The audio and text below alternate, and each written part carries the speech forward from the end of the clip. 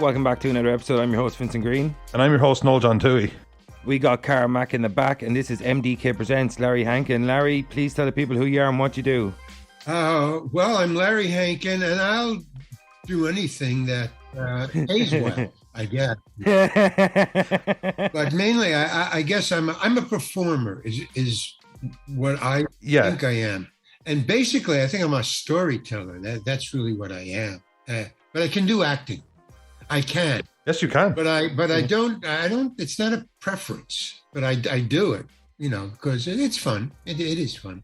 Was acting something that you fell into because it was like something you realized you had a natural talent for and you were good at, or because you had a passion for it, or do you see that like acting is your first choice, or would you have preferred to have been a written storyteller? That's a really good question.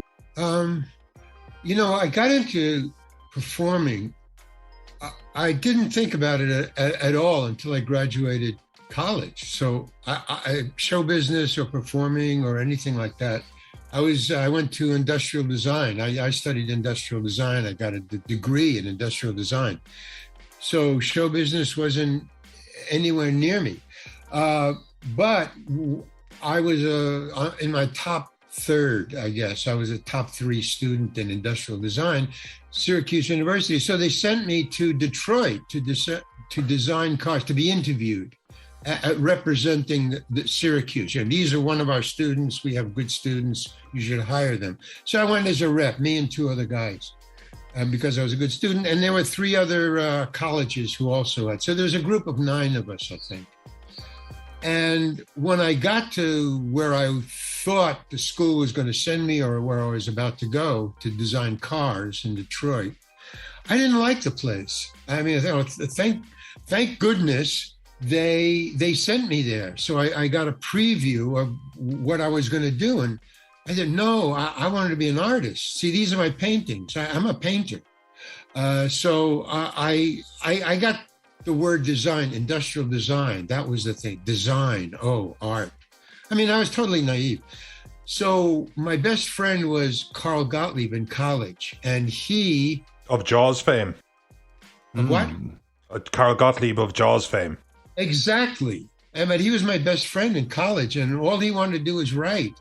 So he asked me, he said, well, where are you going? We were going to graduate at the same time, but he was a writer. So he said, where are you going? And I said, well, I'm not going to Detroit. That's where they got me headed, and I don't want to go there. It's all stiff and suits and stuff. So he said, well, I'm going to Greenwich Village to get a writing job in a newspaper in New York. That's how I'll start. So I said, well, why don't we share an apartment? He said, well, what will you do? I said, I don't know. I mean, I'd rather starve than go to Detroit.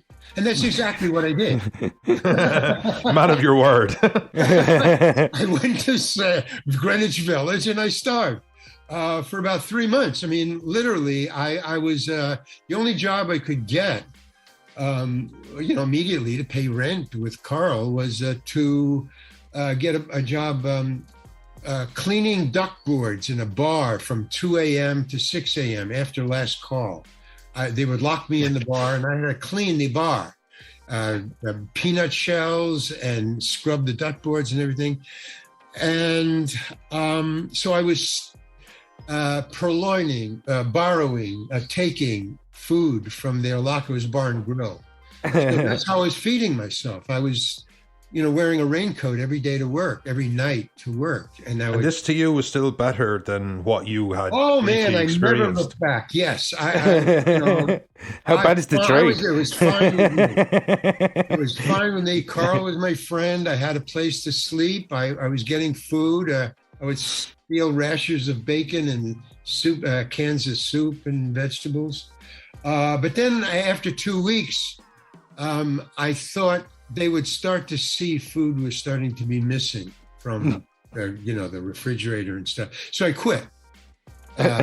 Just because I didn't want to get caught. I thought I got to stay ahead of this. Yeah, absolutely. Game, yeah. But while I was waiting to go to work for the 2 weeks, I had my nights and days free. I kind of slept, a little during the day, but I had my nights free waiting to go to work, and the bar was in Greenwich Village, and so were all these coffee houses. There was about 10 or 15 coffee houses within about 3 or 4 blocks. So they had open mic nights, and I would sit there. I'd go get a cup of coffee and wait until I had to go to work at 2. So I saw these stand-up comedians on the stage. You get 3 minutes, 3 to 5 minutes.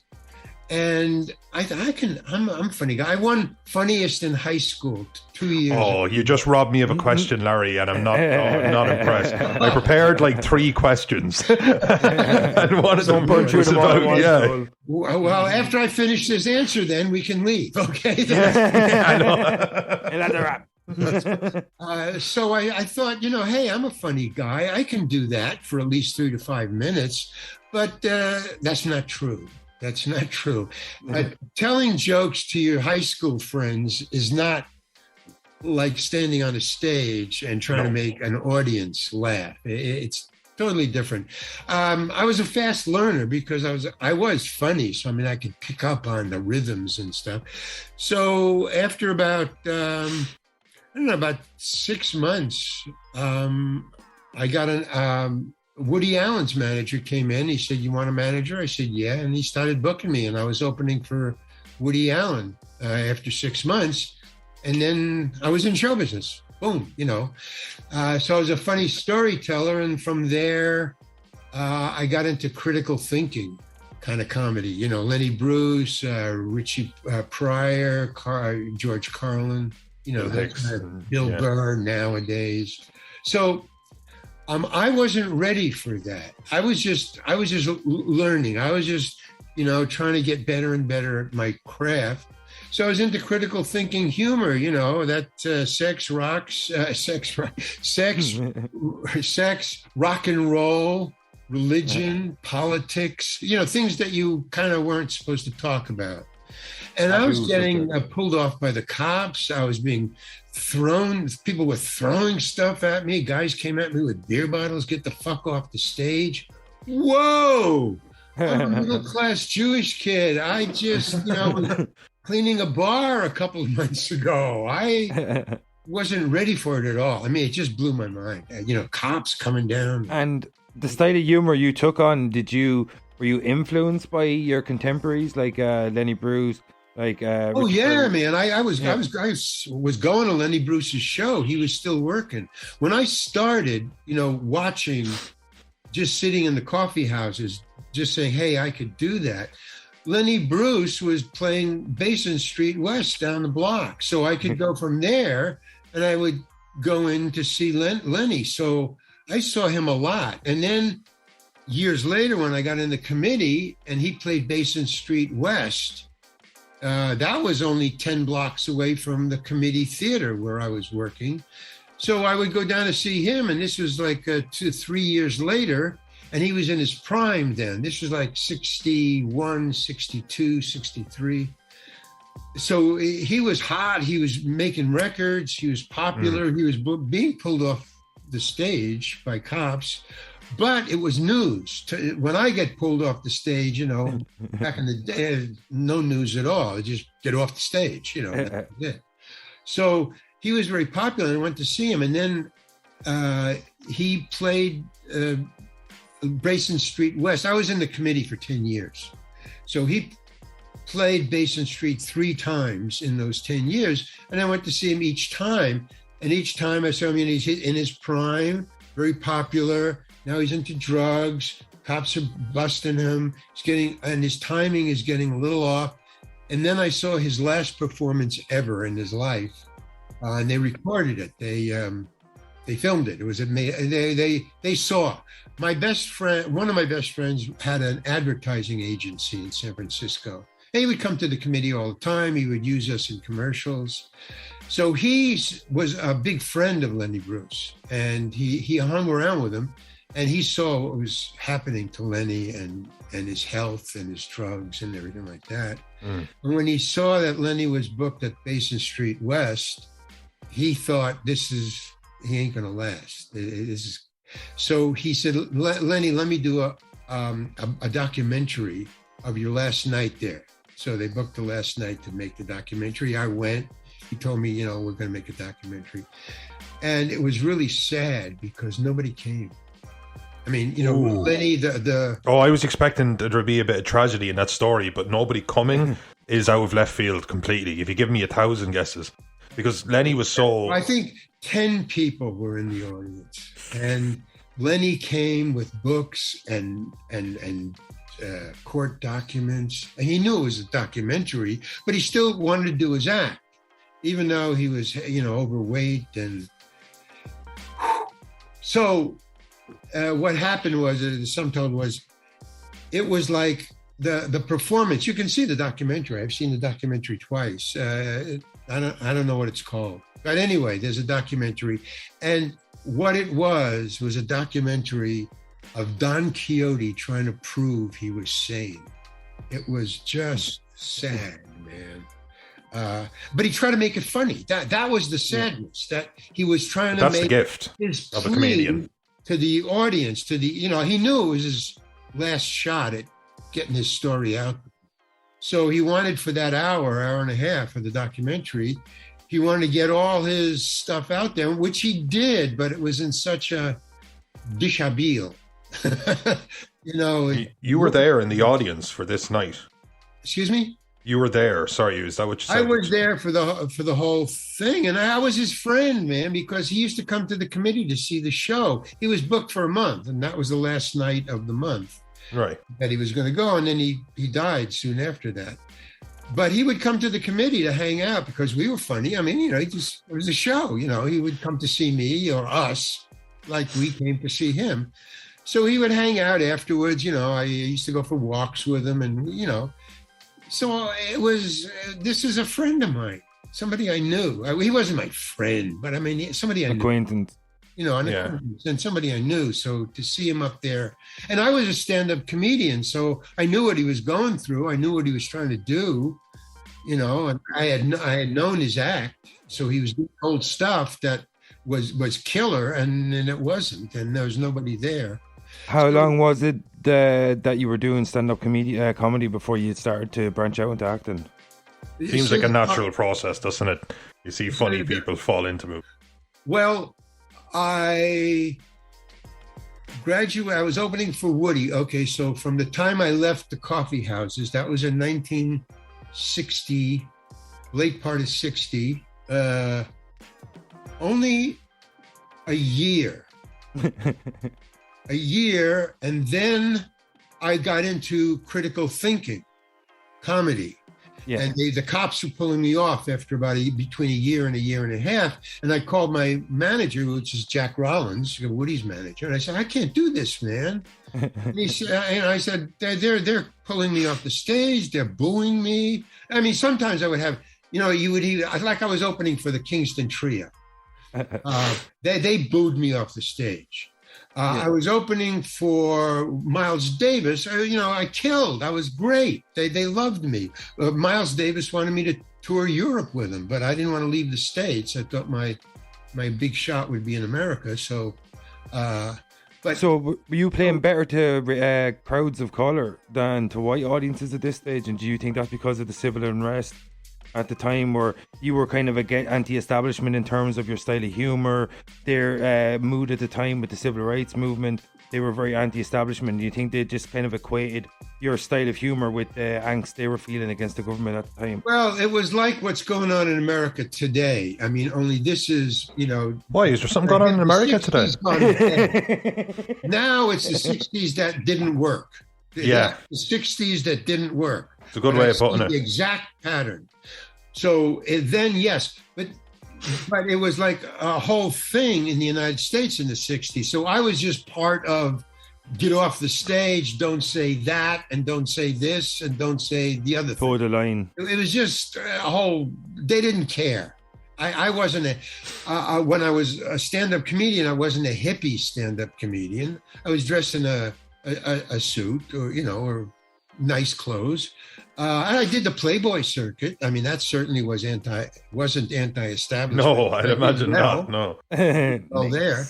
But once I started to branch out and just playing like the middle of the country, or yeah, just or the South, It was just, hey man, boo, get off, So how long was I there? So a year and a half, and then I called my manager. I said, I can't do this. This is not what I was, born to do.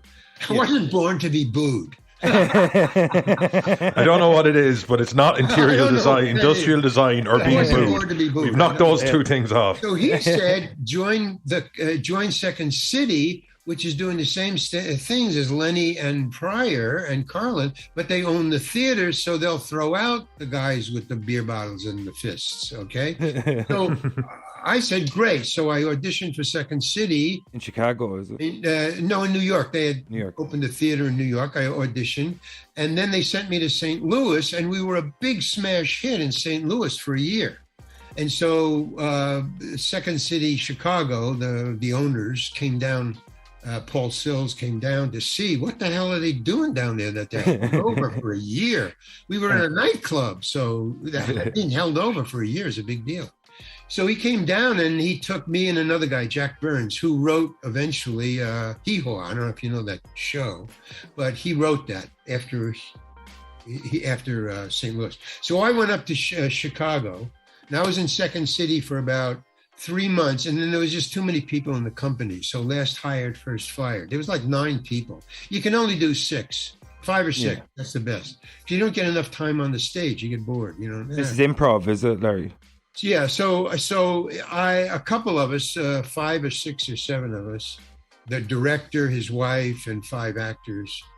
We split. Some of them had already left, but he got them. So we got 5 Second City people, and we went to San Francisco and we opened our own Second City. We called it The Committee, and our only aim was to be as big as Second City. That was the only reason. That was the only reason for our existence. Hey, we because we all wanted to quit. I was fired or last hired, first fired. So I was not doing anything. Furloughed, we call it now because we think it's a softer word, but furloughed. What do you call it? Furloughed. Have you not heard that word? Yeah, exactly. People being furloughed. It's because it doesn't sound as harsh. Yeah. Yes, so I'm going to use that. Okay, so I was furloughed. We were about 3 or 4 of us had been furloughed. So we went to and we opened up, and son of a gun, in 2 years we were as big or bigger than Chicago. We were a tourist attraction in San Francisco.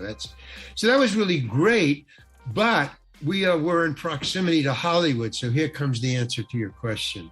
Yeah. It's cheaper to fly to San Francisco in the 60s, it was $35 round trip flight from LA to San Francisco. And you could bring your cocaine and your guns with you as well. Easier to get on the planes. Right. Hey, your diseases, whatever you want. Whatever you want to. Come on. So they would fly up from Hollywood, the casting people and the directors, and it was entertainment. Hey, let's fly up, $35, we'll take the kids, blah, blah, blah. We'll see the Golden Gate, have a few laughs, go home. Okay, and then when they got back, they would call, hey, get the short guy or the fat guy or the funny guy or the tall guy. Come on down, do a sitcom. So we would fly down, fly back. So now we had like an extra income. So we were improvisers, but we were doing sitcoms and it'd come back for a week. And in improvisation, that's really easy because, somebody comes in and improvises your part. So it changes, big deal. Improv. This is what I'm. How can you go? Hey, wait a minute! Saying that. If I could just... Yeah, well, now that you didn't have to go, you would re-improvise yourself back into the semblance of. It was great. It was really fun and challenging. Can I ask you, Larry, because I'm trying to picture you kind of in your stand-up years, and I can picture you as being the second Kramer on Seinfeld, doing the levels, and I can picture Mr. Hinckley, of course, who could have birds. Were you more, because I always pictured you as a deadpan guy when I was growing up as a kid. Exactly. And all this stuff. You got it. Was it deadpan? But I've seen you be very energetic and goofy as well. And they're two, was your stand-up comedy somewhere in the middle of these two kind of opposites, or were you just a deadpan guy? Because you are good at deadpan, man. You were one of the greats. Okay. If I say Buster Keaton, would that ring a bell? Yes, of course. The best physical comedy actor of all time. That was what I was doing. I mean, I was direct steal. I said, Mr. Heckles is probably Buster Keaton, you know, angry guy who just keeps it all in, but it leaks out, you know. So yeah, that was an acting choice, but that's really not an acting choice. That's a stand-up comedian's choice or a film buff's choice. An acting's choice has a backstory where you have, you know, the internal. No, that's just, hey. Yeah. That's no backstory. Just taking inspiration from something. It worked for the character, and I knew that. And I had many fights, you know, later on about characters because I don't know how to act. I just become, you know, I just do it. You know, tell me to do something, and I just do. It's an instinctive thing. I can't. Too much thinking gets me mixed up. You know. And is that why you were always like? Did you ever want to have that really grounded role? Like, I know, like, you were a bit pissed off with Friends when you were kind of written out of the second season or first season or whatever it was. But did you want to have that grounded role that you could sink your teeth into, or did you like the nomad? Because your IMDb list reads like a thesaurus. Wow. Did you like being kind of freelancing like that, or did you want to like have a role and you could be this Kramer, you could be whichever type of character in a series for 10 years? Vinny, that's a good question he just asked. That's really thank you, Vinny. That was a good question really I just asked. I love how surprised he was by Is it this or is it that? No, it was the first time I developed. I saw that I was good at what I was doing.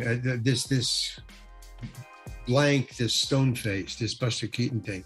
So what I did about, I would say, 15 years ago from now. 15 years ago, I decided to be a grounded character. I just wanted to be one character because I said, oh, wait a minute, you know, Buster Keaton was Buster Keaton all his life. Charlie Chaplin was the little tramp all his life until he hit Mr. Verdieu, but that was because he was just too old to be the little tramp. Yeah, so I said, the physical aspect. I want to be a standard clown, you know, like Emmett Kelly, you know, just one. So I saw my hair was getting a little flecks of gray, you know, a little salt and pepper. Yeah. Thought, okay, now's the time to get the character. So I invented one off of Mr. Heckles, kind of, you know, but my own. I call him Emmett Demus. And that's what I do now, and I've been doing for the last 5 or 10 years on my own. With the money I earn as an actor, I make little film shorts, and I have them up on they're all over the web.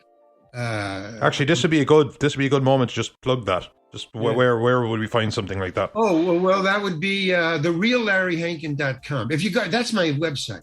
So if you go to thereallarryhankin.com, you find my paintings. I have like 40 of these paintings. They're very expensive. They're museum quality. I mean, you can put those in a museum. I've been looking at the one that's on stage left, my left. That's beautiful. I'd love, yeah. So that's the favorite. That's everybody's favorite, you know. And then I have an elephant, which I should bring they're all on T-shirts. Yeah, you can go to my website and you can order T-shirts. They're only like, I don't know, $12 or something like that. We'll take a break in a little bit. We'll take a break, like 5 minutes. So you should grab us one of these T-shirts or something for the second half, and you can just show it off a little bit. Oh, okay, fine. So I developed a guy named Emmett, and I made these little film shorts. The film shorts are called Emmett Demus or Emmett, or you can get them on. You don't have to go to the website. You can get them just on the internet. It's The Outlaw Emmett Demus. The Outlaw Emmett Demus, DEMUS. Yeah. EMMETT. Emmett Demus. Okay. No. All right. So I developed that character, and he's a homeless guy, just like Charlie Chaplin was a homeless guy. Yeah. Nobody ever thinks of Charlie Chaplin. They go, oh, the little tramp. He was homeless. Okay. That's what everybody is here. Everybody here is homeless, by the way. I live in homeless city. There's tents all around here. I'm by the beach. Really? All by the beach. Oh, it's amazing. It's It's so, and I saw that coming too. So I said, well, you know, gray hair and homeless. That's what's coming. So let's do that. So I have this homeless guy in Emmett, and So that's the answer to your question. Yeah, I saw it coming and I started to develop on my own. But I also started only to take older roles. From 1975, late 70s, 75 to 80s, I started only choosing homeless roles or old roles where my hair was starting to get gray, so I could play older. So slightly damaged people, like slightly a little bit cookie or a little bit something to bounce off. Quirky, but they weren't. But Hollywood doesn't write quirky. They don't even know what quirky is or what it means. Because I got a lot. No, he's too quirky. I would be refused jobs. What is this meeting has upgraded by the host? Okay. And now includes 100 minutes. Things come on my screen. I was. I just lost my train of thought. But anyway, that quirky. You were saying that Hollywood doesn't know how to write quirky, and that a lot of roles I wouldn't get when I asked my agent. Why didn't I get that role? So I could make an adjustment. I was open to that. And he goes, well, they said you're too quirky. Or if I would write screenplays and send them in, I'd get back. It's too quirky. Everything was quirky. What quirky? What is quirky? Fucking real. That's what quirky is. Yeah, absolutely. Quirky and is real. And they're the characters they always latch onto, because I know a lot of people, Vinnie included, are weird. Yeah. That's little offbeat. And that's what I love about it. Maybe human, Homo sapien. I do Homo sapien. Really? I always think it's great, like, cause sometimes the central character needs to be like relatively normal, so that could be the person that it all gravitates around, that can keep it. And as long as you have that, you're able to have fun with the characters around it. Exactly. And I always thought you can have a lot of zany characters. You can just so too quirky. I unless you were like literally swinging from the chandelier in the audition or something. I don't see what I don't know what too quirky is. If you pick your nose, you're quirky. Fucked straight out. Fucked. Nose once. If you have if your clothes are really creased a lot, that's quirky. I mean, come on, man. If you don't comb your hair, hey, come on, you're quirky. I just don't understand that. If you want to go into me in Hollywood, that's a whole other interview. Don't get me started. Oh yeah, no. I want a part 2, and it's just called like Hankin Unleashed. The best I did was I got a part, which I loved, which was I played God who came. It was a sitcom, but I played God as a homeless man. So in other words, God has come down and he's like saving people and stuff. We're doing favors for people, but he's homeless. But it's God, really. Yeah. And I loved that part. I had a beard and long gray hair, and it was a great part. But that was kind of, that was early on when I first started. I said, yeah, I'm going to just do these kinds of parts, homeless old people, and I did. And then I discovered I had dyslexia, which I had known since I was a kid, but I didn't know what it was. But when I was around 45, I discovered there's a name for it. It's called dyslexia. And one of the things of dyslexia is it interferes with your memorization, with new memory, not memorize. Short-term memory as opposed to long-term memory. What? Short-term memory as opposed to long-term memory. It affects your short-term memory, which is what learning. Lines for So you had it's a learning disability. It doesn't reflect on you as opposed to your intelligence or your creativity, but it's a slight learning disability. I know my brain is cool, but short-term memory for memorizing lines. I mean, specifically. So as the parts got bigger, it became harder and harder for me to learn the part. So the first thing that went out was Larry gets the script sooner or as soon as possible. That he is one of the first people to get the finished script. So that was fine. And as long as I had a lead time to memorize, it was fine. But as the parts started to get bigger and bigger, the lead time, we don't have enough lead time. We wrote it this week, you're getting it a week ahead, and you're shooting in a week. You only have a week. There was no script before a week. So that wasn't enough time. So I started to turn down parts unless I could memorize them within the time given. That was all. I mean, I could memorize. It was just, it took me a long time. So I finally quit. So about 4 years ago, I just gave up my agents and my managers, and I just said, hey, it's not worth my time. You know, I have other things I want to do. I want to write.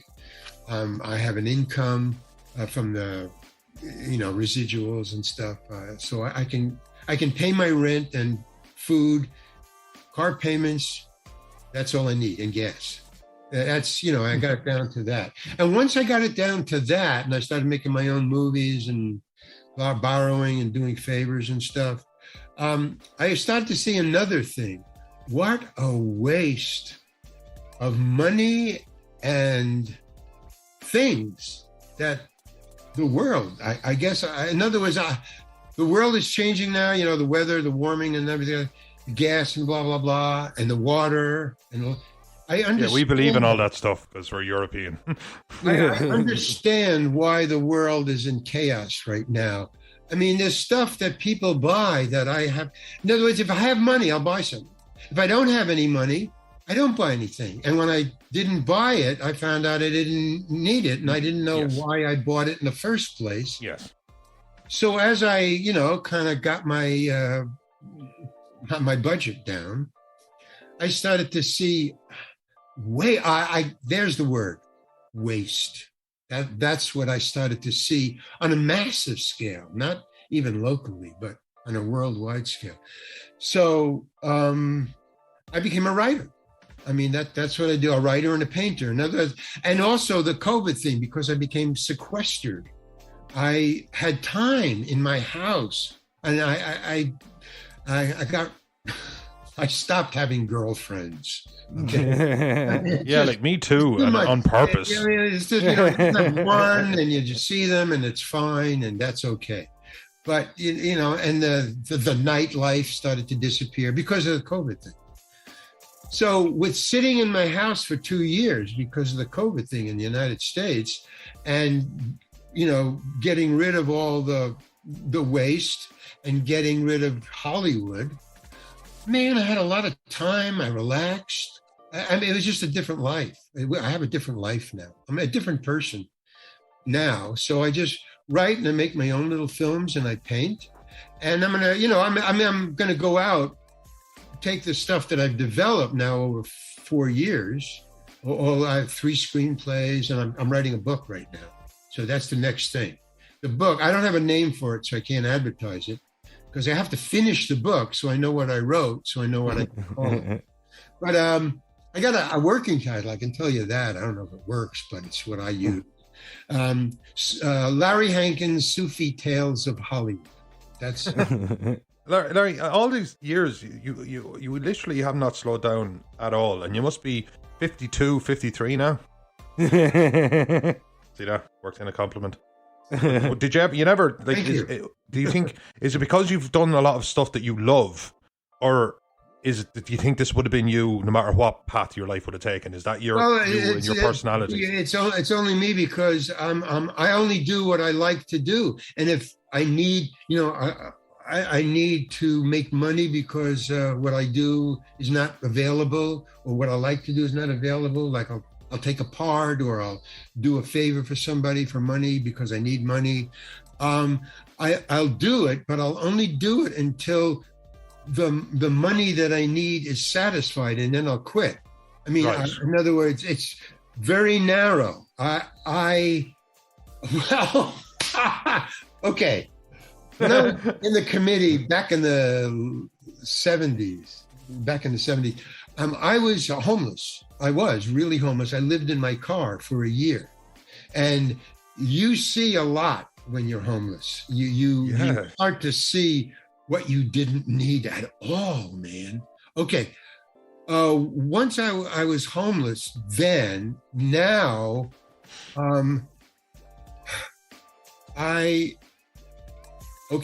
what I'm trying to say is I am used to, or I do not fear poverty. So once you get there, You are free. I am free. I mean, I'm not poor. I got a shelter. I got food. I can do what I want.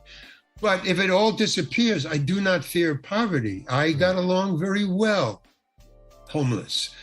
I could, I want to do better. I worked my way out of it, but I saw what it was. I lived for a year in a car, and I had, things stolen because I tell you one thing, you learn a lot. When you are homeless, you own nothing. You only have things because for the moment until you don't have those things. It's going to be stolen. Yeah, shirt on your back, as people would say. Like, and the more dear it is to you, the more quickly it's going to be stolen because somebody's going to take it. Yeah, the more dear it might be to somebody else by proxy. Like my guitar. My guitar kept me, straight while I was homeless. I kept my guitar in my car. Well, what's going to be stolen? Two things are going to be stolen. My guitar and my battery. The car battery. So I had to go get another guitar and another battery. It took me a long time. I got another battery pretty quick because they're not. But a guitar is $500, $200. I'm a bass player myself, and it's not that I have the best bass that I can afford. It's not particularly special, but it's mine. So having that taken, I have a car outside. It could take the battery. I won't give a shit. But there's something. I actually have a sentimentality around it. I've wrote a little few bits and bobs around that, and it'll always be the bass I wrote them on. Ergo, if you took the bass, just not very good. Taking something, just poor stuff. But if it took from me, but it's something from me, and if you take that, so you have things, and the only things you really know you have is the things that you have with you, and if you have other things that you've left behind. That is not your other things that you left behind. That's your second job. Well, who's watching my stuff while I'm away?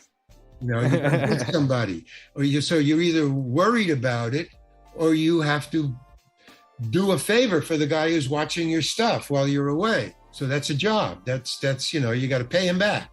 It's payback. So there's a lot of stuff I learned about having things, and so things to me are temporary and passive, inconsequential. No, some things are very consequential, but I also understand if it's stolen, that's called life. Yeah. I mean, it's a rude kind of piece of knowledge to have. That's called life. If I told that to somebody, they'd, say, get the fuck off the stage, or they'd come at me with a beer bottle. Try to make that funny to an audience who has a lot of stuff. It doesn't work. In other words, there has to be a communication, a knowledge of what you're talking about, a familiarity of the joke. If you don't know the setup, you're not going to get the joke. So you got to know some. So perspective. I've lived. I guess what I'm saying is I've lived a lot of different lives. But at the core, I'm a storyteller. And I've had all different kind of jobs as a performer, and even when I was living in my car, I was still performing on the stage. I just parked the car somewhere. It was a Volkswagen bus. The classic. I actually do know what it is. Cream one. A van? Okay, it was hollowed out. There was nothing inside. It was like maybe two front seats, or even just one. Not even, no. There was only one seat. It was very kind of shaky. If you rode with me, you sat on a milk bottle crate. I know that. Yeah. But the back was all empty, like a delivery van. There was no seats, no upholstery. It was all metal. It was just bare. I bought it for $5, so you know how. The van you bought for $5. Oh, for $5 from a friend who was going to give it to charity. And I said, no, I'm homeless. I just got evicted, is what I said. So I just got evicted, man. So I'll buy it. He says, for you, all right, give me $5. I said, okay, give me. So I lived in it for a year, and that's taught me a lot, And I also wanted to know. It became a challenge. I also like, I like challenges that I like, and I like that one. I said, can I do this? Can I live in this thing? I mean, I'm homeless, but it would sure cut a lot of, slack about budget and paying rent, man. Yeah, in the back of my head, I'm just thinking running water, Yeah, toilet, shower. California is warm. Yeah. Well, no. Okay. So that would be like. Yeah, so here's the problems you have to solve. And a lot of them are internal, a lot of them are external. You have to call a friend, can I take a shower at your house? So you have different houses that you don't do it too many times in one place. You don't do it twice in the same. Spread yourself out between 4 or 5 friends that you're not always on top of them. Sleep on your couch for a night. One of the reasons that I bought the van was when I was couch surfing until I got the van, which was only a week or two. But you hear the conversations of, if it was a single guy or two guys, I could sleep on their couch. That was fine. But if it was a guy and a girl or married or, a couple, boy and a girl, you could hear them. It wasn't cool. Whispering in the kitchen. When's he leaving? He's still here. Yeah. You said it, God. You already said that yesterday. Hey, Larry, we were just talking about you. But at some point, like, what is... Okay, so we had this, Larry. Like, at what point does it start happening? I mean, I was watching TV just the other night in my fiance's house with her dad, and Escape from Alcatraz came on. And her father said, "Where do I know the lanky lad from?" The lanky lad. The lanky lad, yeah. He goes, the lanky lad, and you were a painter. You were. That was how you were covering. That's the name of your book. No. That was the old guy, Robert Bronson. But I had his paints that I passed on. Yeah, that's it. Yeah, and he was like, "Where do I know him from?" And I was like, Billy Madison, part in Home Alone, blah blah. You probably know him as Mr. Heckles or whatever. But he was, oh yeah. Like that was it. But I was like, and I was trying to like impress him with like, I've actually been emailing this guy. He couldn't have given a shit. He was just like, just a pass. But we watched this, and it was just so. And I'm thinking about it in my head because you're telling me about these vans and these early days of cleaning a bar late at night, and I'm thinking, right, he does know that he was in a film with Clint Eastwood, right? Like, that was the first film I ever did. Really? Because you were so good in it. I did films, really low budget, like porno films up in San Francisco. Nice. And not as a pornographic person, but as a comic lead. So I was dressed all the time and being funny in a pornographic movie, which doesn't work, by the way. Nobody came to laugh at a pornographic movie. No. Yeah. They don't want to do it. They boo, they throw the screen, come on, get naked. Yeah. But so Escape from Alcatraz was the first real, and it was a tentpole movie. I was there for 3 months on Alcatraz. It was just blowing my mind. So that started my career. But that was in 79, I think. That seemed, I was about to say, because I had to look up the IMDb, and it was like, when is it? It was late 70s, like very, very late 70s, 79. 79, yeah. Right. What was it like to shoot on Alcatraz? With Eastwood. It was amazing. I was there for 3 months. It was an education in itself about making movies, and I became friends with Clint Eastwood. He recommended me for another movie, Ratboy. I did that on his recommendation, Clint's recommendation. Because his girlfriend at the time was directing that, Clint's girlfriend. So I did that. And then Don Siegel, who directed Escape from Alcatraz, we became friends on that. And that's why my part is so big in Escape from Alcatraz, because me and Don Siegel got along great. We were like grandfather and grandson. I mean, he was just... and he would put me in scenes, Hankin. I would always go, the costume was just a blue shirt, the blue shirt and the blue jeans. And I guess black shoes, I don't remember. But it was a very simple costume. So I went every day for 3 months. I went every day, even though I wasn't, I wasn't shooting every day. But I just wanted to be there because it was Alcatraz. So if I wasn't watching a movie, I was watching Alcatraz and exploring and going where the Indians were, back in the 60s. And so it was really great. And I became friends with him. So years later, we were having dinner, me and Don Siegel. And he said, "What are you doing now?" So I said, I just wrote a screenplay, you know, in my spare time. Because there's a lot of time between gigs in movies, you know.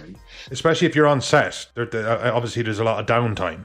A lot of downtime. So you gotta figure about that. You know, a lot of it you're auditioning, but a lot of different is, you know, you can just write. So I wrote a screenplay. So he said, you know, what is it about?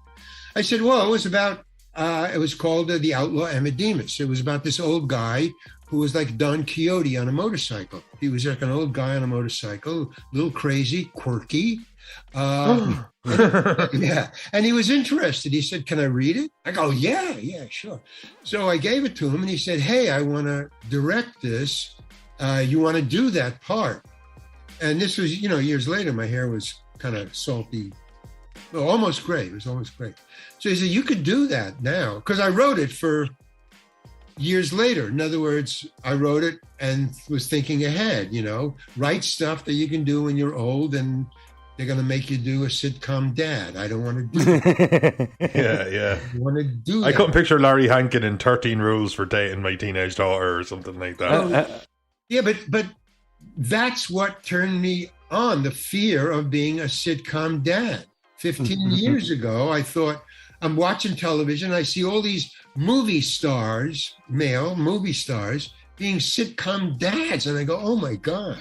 Matt LeBlanc, your former co-star, he was, I don't know, I can't even think of the name of the show. Matt LeBlanc from Friends, that was Last Man Standing or something like that. It was called. Him. But what was the other guy?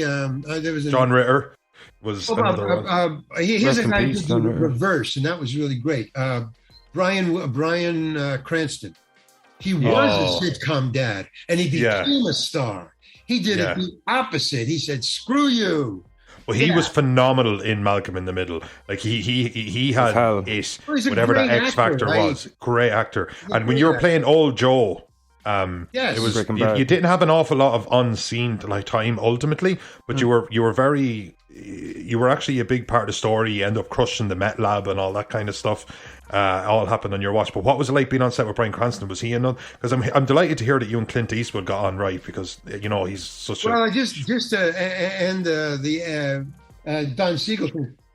On that dinner after he read the screenplay, he wanted to direct it and he wanted me to be the lead, and I said yes, and he started to work on it, and then he died. Yeah. You know, so it was a big shock. But that was what came of, Escape from Alcatraz. As far as what Bryan Cranston, he was a great actor. He's very, he was a great actor in the best sense of that. He was very giving. In other words, he was very. You mean as a scene partner or as just a person? As a scene partner, exactly. He wouldn't try to take. Well, the two things I learned from both those guys, I learned most of the stuff I ever learned, like going to school to be an actor, was from the stars I worked with. And that's why I like to work with the stars. Being in a scene with a star, you learn much more than going to class.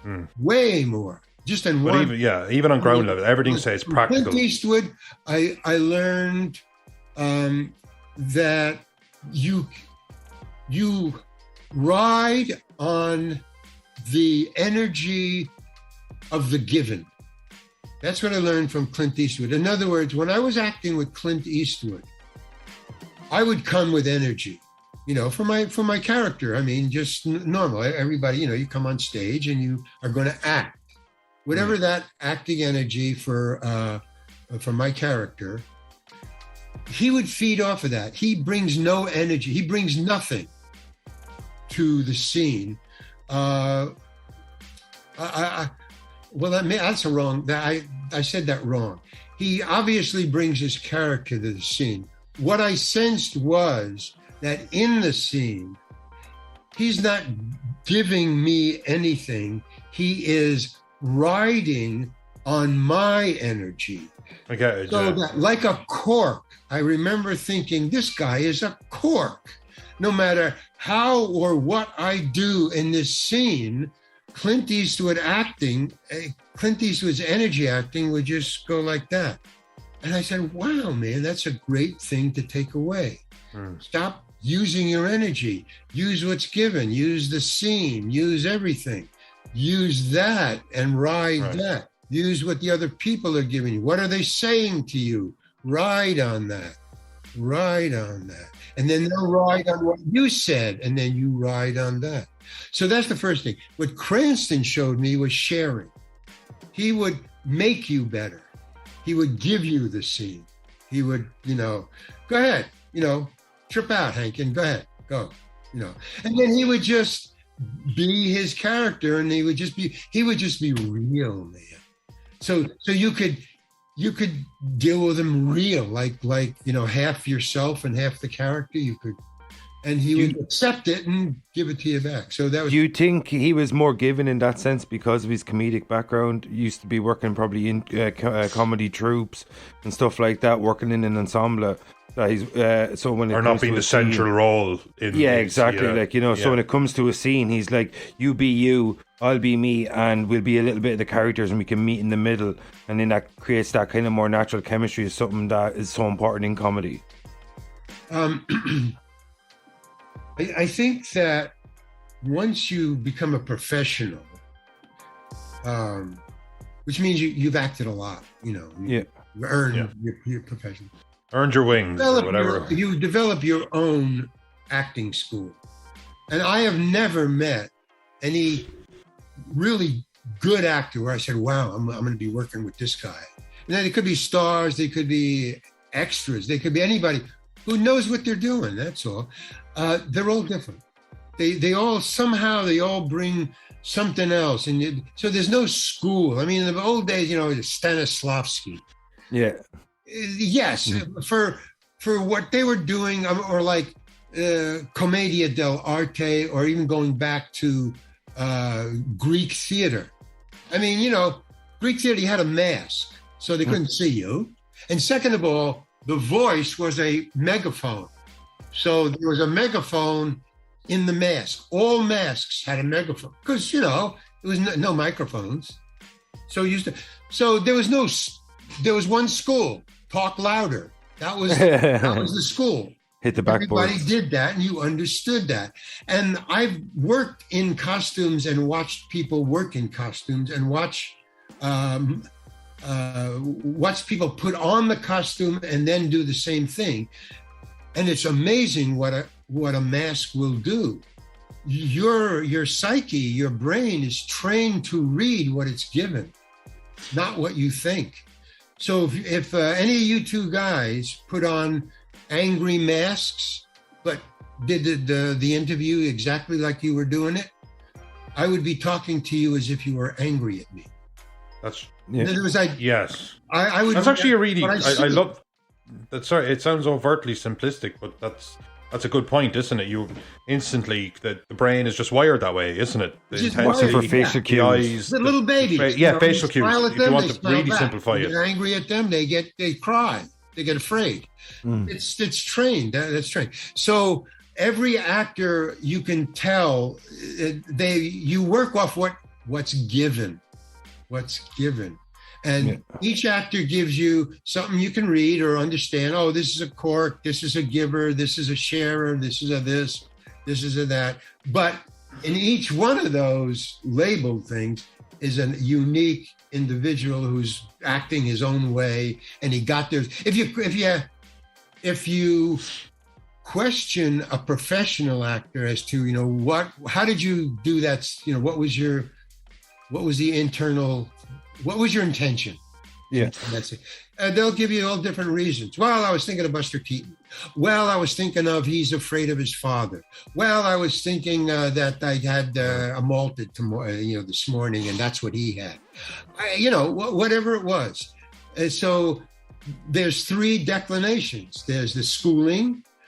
There's what this guy does, and then there's what each individual does. That's not like anybody else's. So what you do is it's like improv, you just listen. That's the best thing anybody could ever tell an actor. Listen and react. Right. There is no acting. Oh, okay, there you go. There is no acting. There is only listening and reacting. There you go. You don't have to go to acting school anymore. You guys are now ready. Yeah, we're good to go. Actually, just one thing I think I just learned from that, if I had to, and I will be talking to people about this because I'm going to dine out on this whole interview for a little while. But I was thinking, obviously, you can learn the script, you can get into your own character.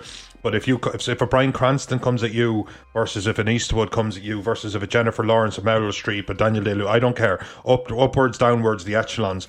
If you can react in real time. Like that thing that you can't bank on, what energy is going to be brought to you, right? And you can instead of like, oh sorry, cut, wasn't expecting that was a little intense, I don't feel comfortable. Instead of like going, there's a part of your brain that goes, wow, okay, he's coming in hot, and then you react to that in real time. I think that's where the magic actually can happen. That X factor, that thing you actually can't plan on. Right. There's one rule in improvisation which is, I think, useful for all acting, and that is, don't plot. The other actor doesn't know what you're thinking. You can't read your mind and be acting at the same time. So just react, don't act. Acting means I'm going to do this when he does that. Yes. Oh, what if he doesn't? Yeah. That's it.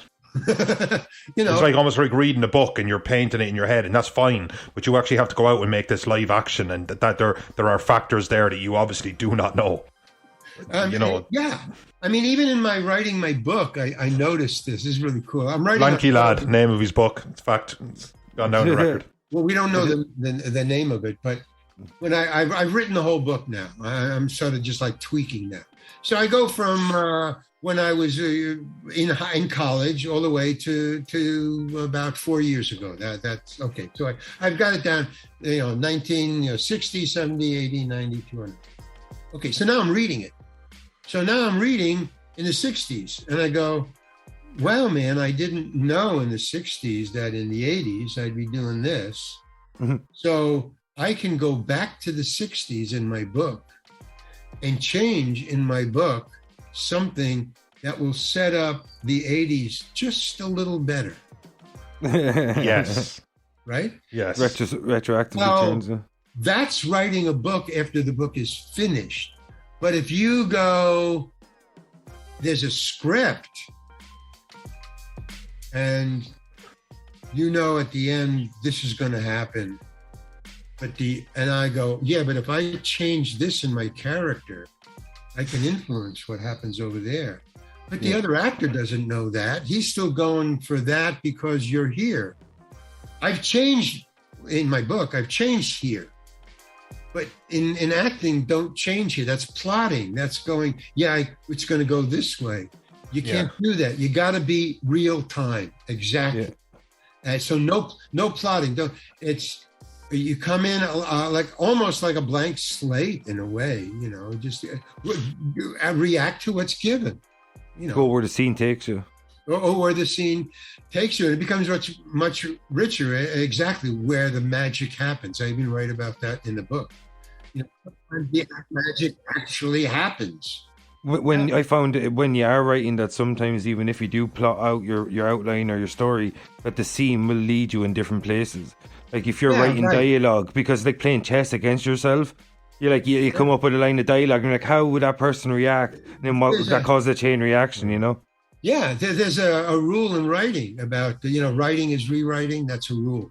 I found it's true. But also they say, when you have to cut a scene down, like say the script has to be 90 pages and you have 95 pages.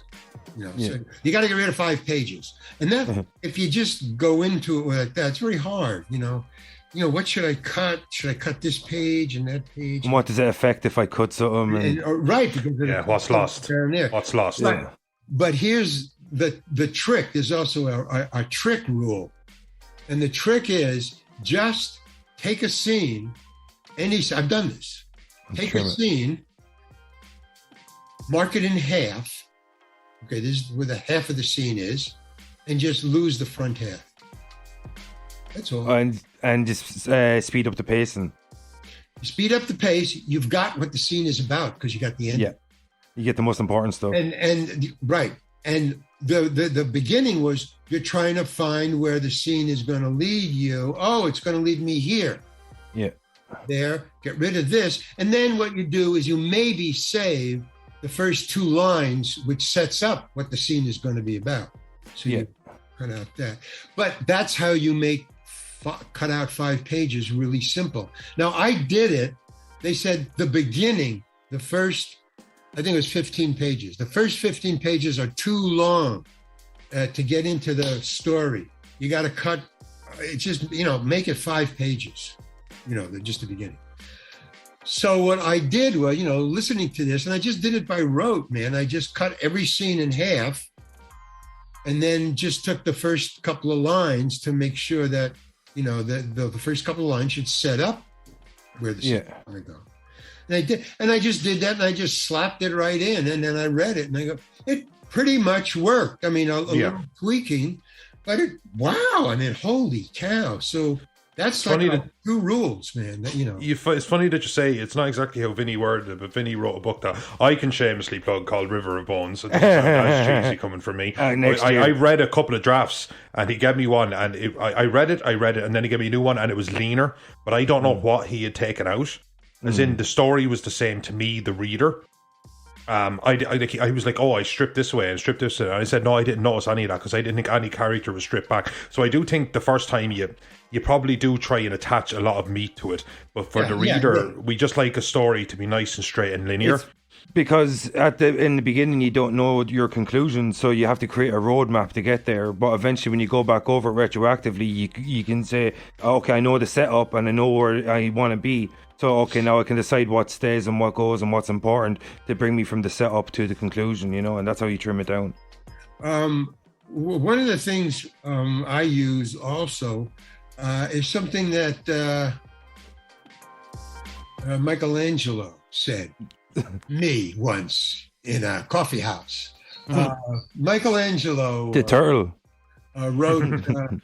somebody had asked him, how do you, because I've seen some of his stuff up close, when I went to Italy, I saw the Pieta, I saw the Moses, and they're mind-blowing. They really are mind-blowing. I mean, some people they're humans, but they're beyond human. Oh, yeah, no. There's no way a human being could have made that. There's no way. So somebody had asked him, how do you do that? So obviously to Michelangelo, it seems very simple. What he said was, first of all, he's working with Chiara marble, which is like the best marble on Earth, probably in the universe. So he's working with that. So, and what he does is, this is amazing. He goes to the Chiara Mountains, where the Chiara marble is, and he'll look at chunks. They're carving it out. I mean, those mountains are being mined for marble for sculptors to this day. They just cut out blocks, different shaped blocks, and then send them down. Just square blocks. So he would go up there. He was one of the only guys who would go up there, and he would look at what they were carving out, or what the marble was in the mountain, how it would be shaped, like the what do you call it? The grain, how the grain was going like this. Yeah. And that's what he said about the statue of David. So this is the hint. He saw that they were cutting out a piece of marble that was unsculptable. The grain was just too quirky. Too quirky. There was no way, because if you cut this... You can't work with quirky. It's too quirky. It would break. So he looked at this and he studied it for a long time, and he said, I want that one. So he said, yeah, but you can't sculpt it. The grain it doesn't go straight. The grain curves. You can't carve it. He said, I can carve it. So they sent it down. What he got out of it was the statue of David. And he explained what he saw. He said, what he saw in the grain was, the grain went like that. He said, that's his arm. He said, if you notice, one of his hands are very weird. They're like this, not like this. It's like this. He said, that's the other grain. So he saw what the stone was giving him, and he imagined David in there. I can see him, he's got the thing like that, and his hand is like that. So he said, well, what can I take away? He said, I don't carve David. I free David from the stone. Yeah, see, that's another level. Everything that's not David. Yeah. That's what you do with a long screenplay when you edit. You throw away everything that's not the story. Yeah, pretty much. The chaff. You just find all the chaff. Yeah. That's what I use. When I have to edit this book, which I'm doing now, I read the book and it just doesn't go where the story's going or what I need or what I want to throw it out. So that's how you can identify it. And if not, just cut each scene in half, throw away the beginning, save the first couple of lines, and boom, boom, boom. Then if it's too long, whatever. There's I like, and that's what I like about learning, jumping into the woods. And there's two ways to get out of the woods. There's a puzzle. Okay, you can either take a helicopter in, we'll drop you in the middle of the jungle and you have to walk out. Or you can walk into the middle and we'll get a helicopter to take you out. Which would you prefer? And it's a thinker as well, because there isn't an ideal answer. That's all. It's start hard, finish easy, start hard. I don't know. Exactly. That's all it is. And so that's kind of the measure I use. How do I want to get into this and how do I want to get out? Do I want to do a lot of hard work and research in the beginning, or do I want to do a lot of cutting and editing at the end? Do I want to do a roadmap and then write it too long, or do I want to just keep seeing where it goes and edit, blah, blah. I got you. All right, cool. So, Larry, we ran through all the different kind of facets of your career up to this point, and one thing we kind of want to finish it up on is what are you up to now? Like you mentioned, you're painting, and you spoke to us about your website and the T-shirts and stuff and all this. And have you always had a long-held passion for art? Have you been doing it for long? What got you into painting, and has it grown alongside your performance roles, or was it something that you've always kind of had a kind of talent for? Well, my art, I've always wanted to be a painter. That was like Gene Hackman, a fine art painter. And these are my paintings up here, and they were also on T-shirts. But my parents would not countenance any of that riff-raff stuff, that ridiculous, that quirky stuff. So I dropped it. I just, I didn't think about it anymore. I went to college, like I say, Syracuse University. I wanted to be an artist. They wanted me to be a professional, to take care of them in their old age. They want to be a lawyer or a doctor. And I didn't want to be either. What? So, Jewish parents that wanted their kid to be a lawyer or a doctor? I won't hear of it. To take care of them in their old age. The only I get that immigrants worry about. They're immigrants. My not my parents, but my grandparents, and it just passed on. That the immigrants worry about the law and about old age in a new country. I mean, in the old country, there are things for old people to do. Take care of the children and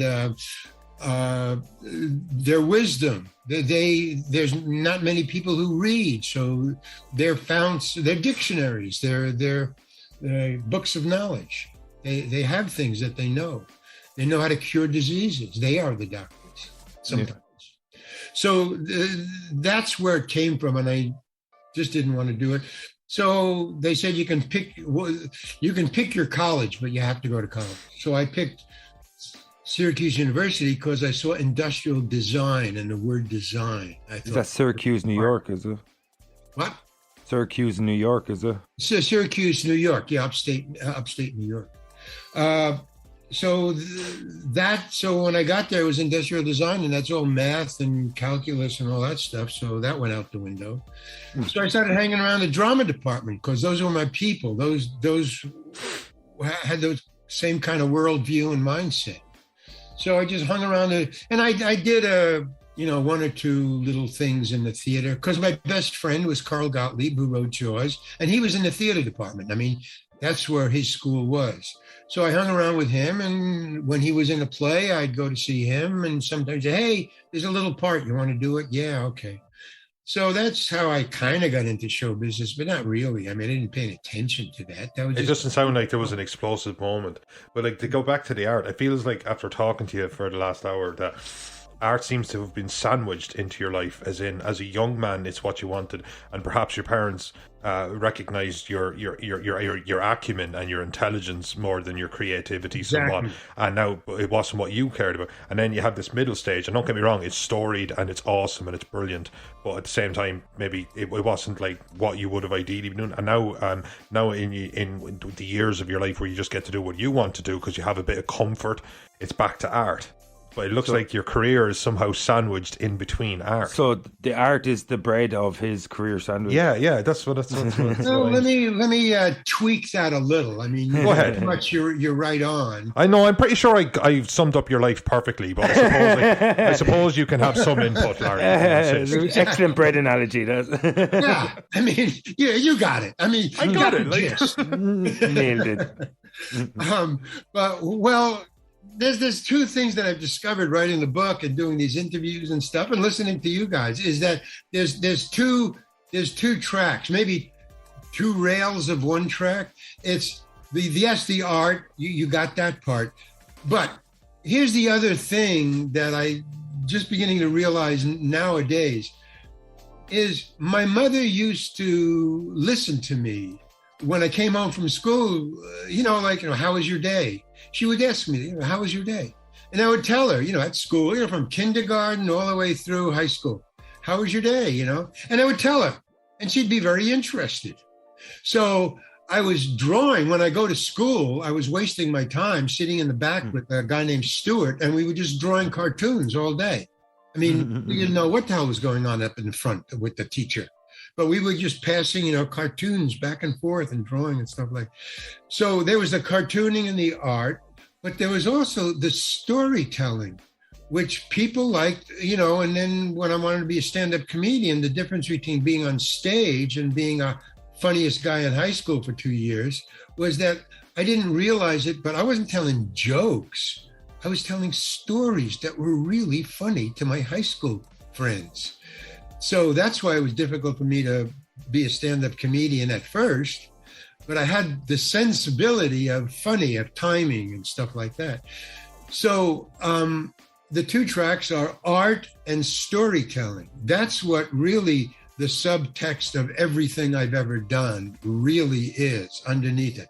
I'm a storyteller and I'm an artist, and I can do other things pretty well, like acting. But no, I'm not an actor, really. I mean, at the base of it, Beyonce's, father-in-law, or whoever it was, said, hey, who's the tall guy? Whatever he said. Lanky, he thought it was lanky really guy. good. And then I was... Who's that lanky lad? Is my Beyonce's father. Beyonce's father. What do you call me? A tall lad? Lanky lad. The lanky lad. Lad. But I also, was Old Joe, and you loved that. But have you ever seen a movie, Mr. and Mrs. Smith, with Brad Pitt and Angelina Jolie? Okay. Well, there's a scene in the movie where they're fighting. They're in a house and they're fighting and they're shooting at one another. They're enemies. They're fighting and shooting at one another and grappling with each other and punching and talking, doing lines and fighting and running and hiding. I can't do that. That to me is acting. I can't. That's way too complex for me to even bother. The actual, just the amount of facets. Yeah, the facets in play at the same time. Dyslexia is just, even when I saw it, I just said, whoa, that's acting. I mean, in that, you have to do that. And then I watch, other actors do other things, now. And I watch them and I go, no, I could never do that. Even when I had a memory, back when I was a kid, I could memorize, a lot. But still, it was difficult. But now I said, no, that's not, and it's not what I want to do. Even if I could do it, it's not my dream. I never dreamed of being an actor, ever. It just didn't draw me to it. Funny draws me to it, and colors draw me to it, and line draws me to it. Has acting facilitated your life? Excuse me? Has acting and facilitated your life? As in your passions and stuff, you've been able to... so like you said, you've got... Put food in my mouth and made all my film shorts. because the money. You're not about to be kicked out of that apartment. You're not about to lose your car, and you have food in your fridge, and that's all great because you're not a materialistic person. But that much of your life is kind of taken care of at the minute through these faculties. But your passions, and like it's somebody on the outside, somebody like me who's known of you, Billy Madison, Home Alone, who's known like Mr. Heckles, going back 30 years. But like I would always have thought of you as an actor, but that's probably not strictly true. These were right because I don't think of myself as an actor. Yeah. But you were always very comfortable. You were always very comfortable in front of a camera. I've never been married, and I've always done what I wanted to do. And if I found myself doing something that I didn't want to do, I just leave. So do you think? Again, poverty does not. I have no fear of poverty. It's not a factor in my life It's not a factor in my life choices. If I want to be a painter, bad enough. I'm willing to starve for it. So Larry, before we let you out here, would you say the freedom of your everyday life is what probably enhanced your freedom in your ability to perform the roles you've taken throughout your career? Yeah, yes, and it also made me able to handle my dyslexia. In other words, more time. Whenever I saw dyslexia starting to set in, where this is getting harder and harder, and it's not because I don't have the ability. I have the ability. I have the intelligence. It's the short-term memory is making this very difficult, so I will leave. Exit stage left. By the way, I brought the T-shirts. I just got to show you the T-shirts. Oh, yeah. Of course. See, that's awesome. what I was hoping you were... I thought you might have been wearing one when you came back. Okay, we're ready to go. And it was like, okay, so here's one that you haven't seen. This is a T-shirt. Oh, that's incredible. Did you draw that? Okay, so that's one. Okay. Larry Hankin T-shirt design, black T-shirt with an elephant on front for our audio audience. It's a very beautiful. Here's the one that you liked. Okay, here's the one that you. I'm kind of taking in the other one. I think you were seated slightly to your what? Oh, that's awesome. I love that. I love that. I genuinely do love that. They're $12, I think, or $14. Now here's one that's really old. This is one of the first. This is over 2 years old. It's been washed a lot. I wear it a lot. It's like just a hangout T-shirt, but it's the same, but it's just white on. Oh, I like cool. I love that. Do you mind the other painting, which I'm just taking in now? Who is that? Who am I looking at a profile of? On the face? It's just my feelings about authority. It's authority. Shut up. Fuck you. So you made that? It's not actually based on anyone. That you just kind of made that image from. No, it's just an image from what I think authority looks like. Yeah, me too. I mean, it could be. Except I don't have an artistic bone in my body. It could be everybody, but it's not really. I mean, it's just I drew it and I threw paint at it. Please, Larry, I cannot thank you enough for coming here and spending this time with us. Oh, it's great. You guys are great. By the way, you guys are really sharp. You're really on it.